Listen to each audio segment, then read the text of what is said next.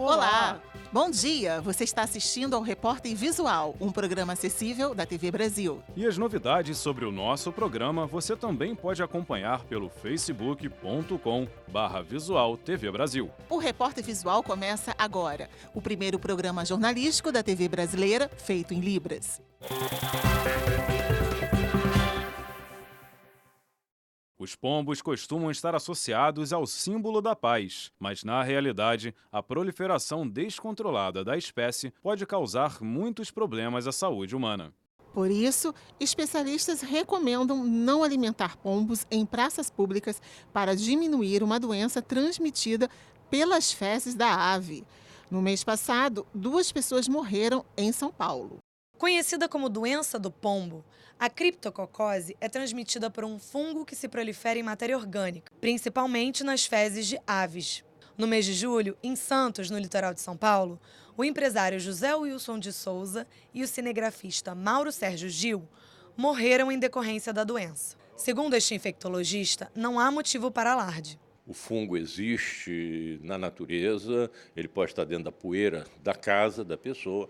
Agora, ele se desenvolve melhor onde tem a matéria orgânica em decomposição. Fezes de pombo, classicamente, madeira em apodrecimento, oco de árvore, alguma coisa assim.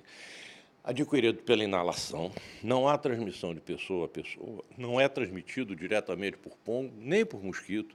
Então, essas doenças são esporádicas. Mas alguns cuidados podem ser tomados, como não alimentar pombos, para ajudar no controle populacional da ave. No entanto, essa prática é muito comum pelas praças do país. Eu frequento a praça já há muitos anos e sempre tem esse problema, né? Pombos aqui frequentemente, as pessoas alimentam os pombos, o que é péssimo, né? Porque eu acho que gera mais doença, enfim, fica muito insalubre para quem convive com a praça, tem criança, areia. Quem joga milho para o pombo de manhã está jogando milho para pombo, para rato de noite, ok?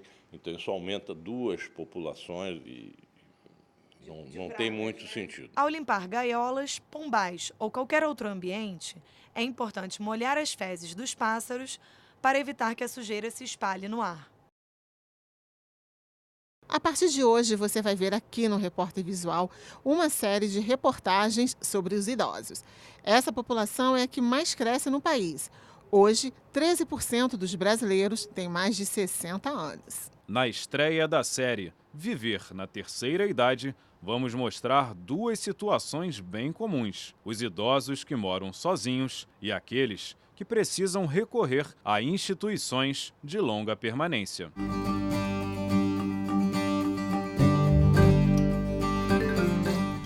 O Lar dos Velhinhos Bezerra de Menezes, em Sobradinho, cidade que fica a 39 quilômetros de Brasília, está sempre lotado. A maioria dos moradores tem dificuldades de locomoção e precisa de auxílio para tarefas do dia a dia. A gente tem uma incidência muito grande assim, aqui na nossa instituição de idosos bem dependentes, né, para alimentação, para banho, usam fralda, cadeira de rodas. E esse acompanhamento, eles precisam desse estímulo contínuo.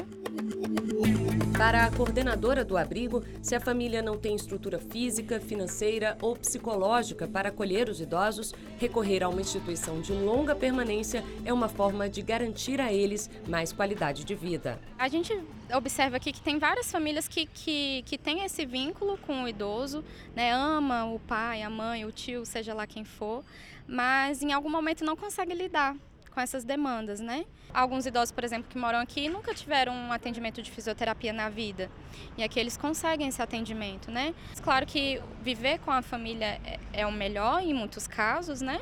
Mas aqui também é um ambiente que a gente tenta manter essa qualidade de vida do idoso e preservar a individualidade dele. Desde 2012, o número de idosos em instituições de acolhimento cresceu cerca de 30%, de acordo com o Ministério do Desenvolvimento Social. Passou de 45 mil para mais de 60 mil em 2017. Uma das razões é que os brasileiros estão ficando cada vez mais velhos. Idosos já correspondem a 13% da população. A tendência é de que até 2030 esse número chegue a 18%. E em 2060, 1/3 dos brasileiros deve estar na terceira idade. Outro motivo para a alta demanda por abrigos, segundo especialistas, é a falta de suporte às famílias para cuidarem dos seus idosos. Todo mundo quer envelhecer no seio da sua família, mas tem que ter as condições adequadas para isso. O Estado tem o compromisso, sim, de estimular as famílias a assumirem os seus idosos. Então, a gente precisa propiciar que a pessoa tenha dignidade para envelhecer. E o Estado também é responsável, junto com a família e junto com a sociedade. Por outro lado, os dados mais recentes do IBGE mostram que nos últimos 25 anos, o número de idosos que moram sozinhos também cresceu. São mais de 3.700.000 pessoas acima dos 60 anos vivendo por conta própria. Como as pessoas estão se cuidando mais também, elas tendem a chegar numa velhice mais saudável. E com isso elas têm uma independência e autonomia maior e aí querem morar sozinhas. É preciso que o idoso tenha segurança dentro de casa. O piso não pode ser escorregadio. O banheiro deve ter barras laterais com assento do vaso sanitário elevado e iluminação adequada. Os armários não podem ser muito altos, para evitar que o idoso use uma escada para pegar alguma coisa. Tapetes só com fitas antiderrapantes. Há também os botões de emergência, dispositivos portáteis de alerta que devem ser usados em caso de acidentes. Outra estratégia é criar uma rede de apoio, em que vizinhos, parentes e conhecidos monitoram a rotina do idoso. Se você tem uma rede de apoio ali de vizinhos que sabem a sua rotina, horário que você costuma ir na padaria, horário que você costuma ir na igreja, horário que você costuma sair para passear com o cachorro, e de repente você não saiu, ela falou, ela não saiu até agora. Vamos dar uma batidinha lá, deixa eu ver o que está acontecendo, deixa eu ver se está precisando de ajuda. E esses são movimentos de cuidado, da gente saber se não caiu, né? Se não está precisando de ajuda para alguma coisa, se não teve um AVC e está impossibilitado de fazer contato com alguém. Estar sozinho não significa viver solitário. A família precisa fazer visitas periódicas e o idoso tem que estar integrado com a comunidade. Criar rotinas que o ajudem a movimentar o corpo e a mente. Manter aqueles almoços de domingo, para você fazer aquela bagunça, aquela movimentação, contar o que foi a sua semana, né? Isso é muito importante.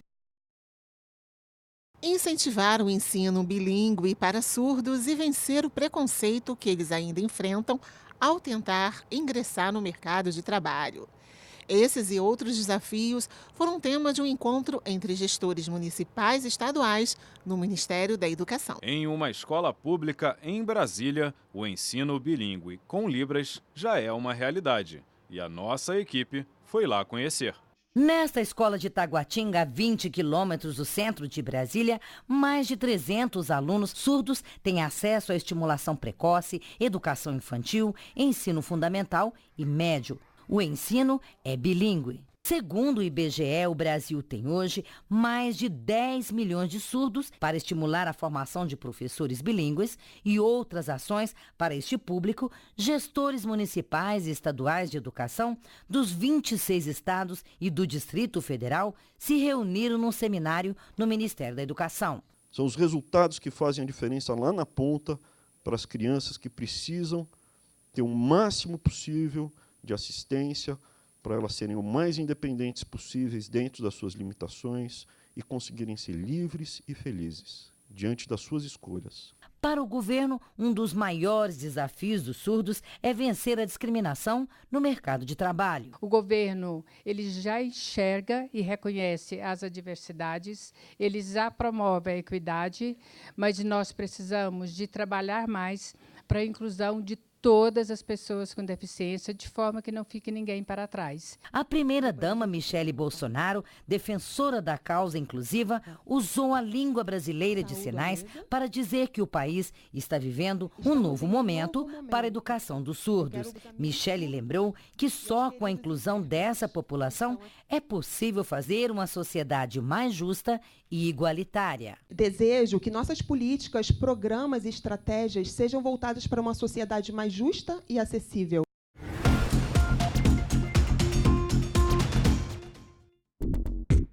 Adotivo, sobrinho, divórcio, viúvo. A nossa repórter e paratleta Carla Maia mostra pra gente as modalidades disputadas pelo nosso país no Parapan-Americano de Lima, no Peru. E também a meta que o Comitê Paralímpico Brasileiro espera alcançar. O Parapan-Americano é o maior evento esportivo do movimento paralímpico em nosso continente. E no Peru, em Lima, serão aproximadamente 1.890 atletas. E pode acreditar, todos participaram de seletivas e disputas antes do Parapan para selecionar os melhores para-atletas das Américas aptos a participar. Tipo um filtro, sabe? E em Lima serão 33 países representados em 17 modalidades. Entre elas tradicionais como natação, atletismo, tênis de mesa, futebol de 5 e teremos também 3 modalidades estreantes, o para-badminton, o tiro esportivo e o para-taekwondo.